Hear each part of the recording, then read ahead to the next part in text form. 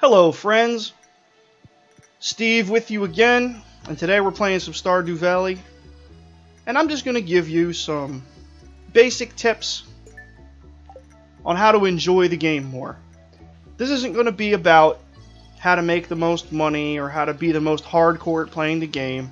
No, there's plenty of guides like that, out there already, so this is just a few basic things for enjoying the game. First off, we're still pretty close to the beginning of the game here. The 19th day of spring, year 1. And the farm is still pretty small compared to the sheer amount of space you have to make it. So the first tip is to not overextend yourself by making a large farm that you can't maintain given your energy and the tools that you have available. Because the tools you start the game with are inefficient. And you see, as I'm watering these plants, you can see my energy meter running down.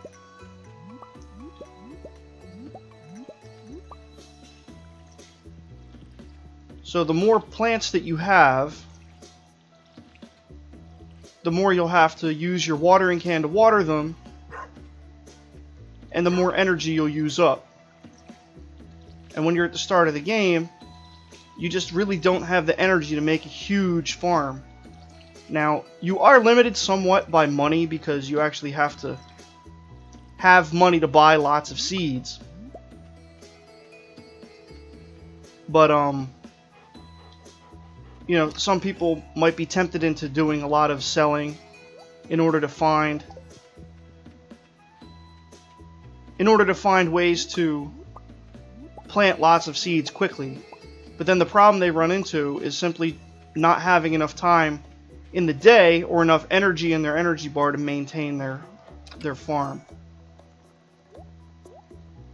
So what you want to do is start small and give yourself a little bit of room to grow. So now that we've done that, we'll put away some of the tools we don't need for the moment, and brings up tip 2.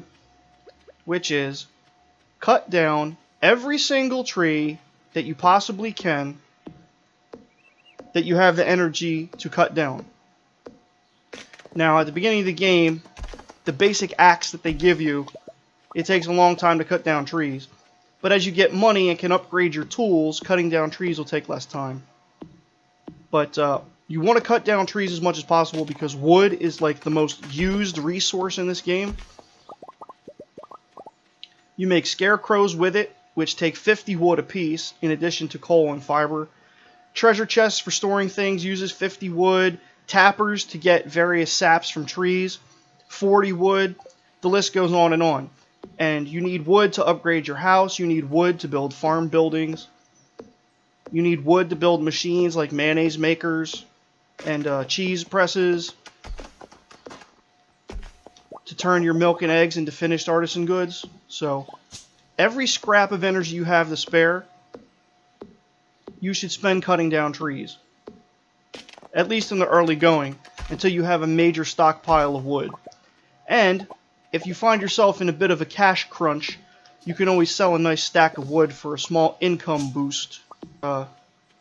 Bring me to my next tip, which is to not be afraid of eating your own crops if you need a health boost. Because let's say we really want to cut down one more tree, but we just don't think we have the energy to do it.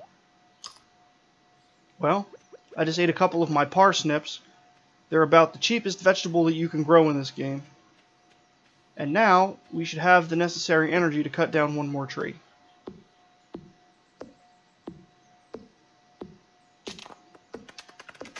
Without getting too close to exhaustion. We might even have enough energy to do one more. Let's see. Let's watch that energy meter.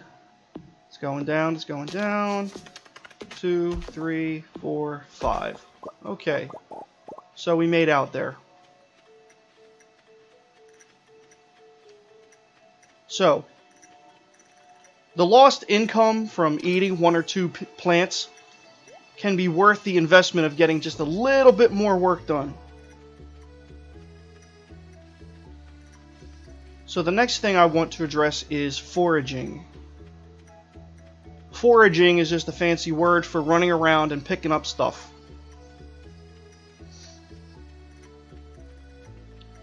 Different seasons in the game have different things that you can forage. Let's take a look real quickly at the traveling cart.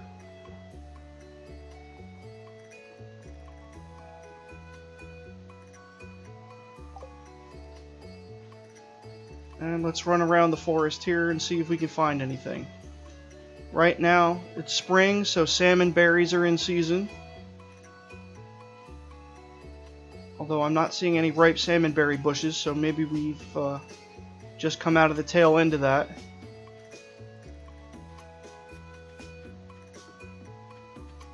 Let's see what we can find.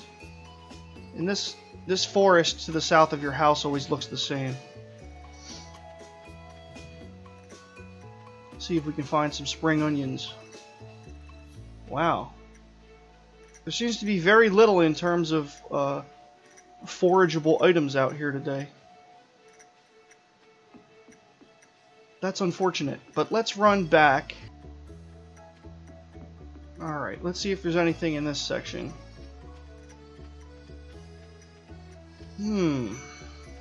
Nothing. Wow. I'm trying to make a video about how lucrative foraging can be, and there's nothing to forage. This is unfortunate, to tell you the truth. But there's usually things just sitting around on the ground and bushes that you can shake to get berries and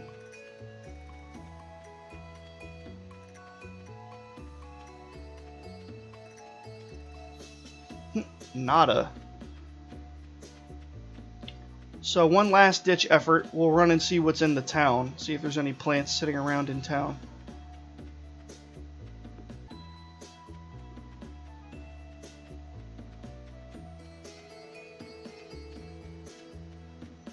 Looking.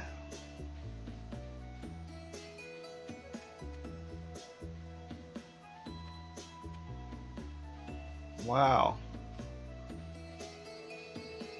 Not a blasted thing. Oh, well, here's some worms.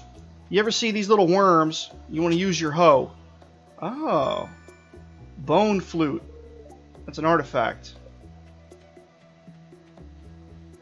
And then digging up artifacts can be useful, because you give them to the museum, and once you get a large enough amount of value of items donated, you get certain rewards. So let's talk about the bar. On Friday nights, you come to the Stardrop Saloon because half the people of the town come to the bar on Friday night. And if you want to build up friendships, this is a really good way to find so many people in one place. And if you bring gifts for everybody, it can make building friendships a whole lot more efficient. See, we have some young people. Sam, Sebastian, and Malware Bytes trying to sell me things while I'm in the middle of recording. Thank you. Abigail. Here, let's buy Sam a Joja Cola. Sam likes Joja Cola. So to review, oh wait, here we go. Here's finally something we can forage. Daffodil sitting on the ground. All that searching, one daffodil. But honestly, you can find a lot of stuff sitting around if you run around. I think it's just, I've been running around a lot picking up things. So, a lot of the stuff that can spawn hasn't respawned yet.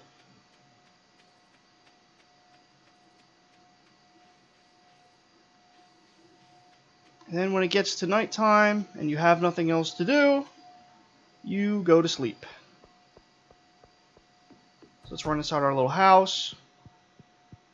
light a fire in the fireplace, and go to sleep. So that'll do it. And to review, don't overextend yourself. Build a small farm to start.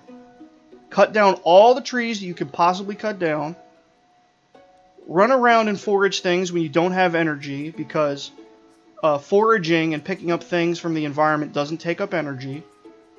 Don't be afraid to eat your own crops if you need an energy boost and you don't have any other restorative items.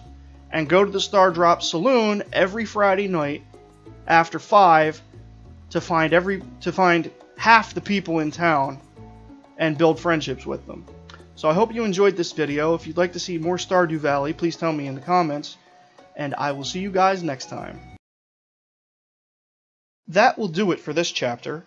Thank you for checking out my channel. If you like my content, please tell me in the comments below, or if you have any general feedback, I'd welcome that as well. Make sure you subscribe so that you're always up to date with all of my latest gaming adventures.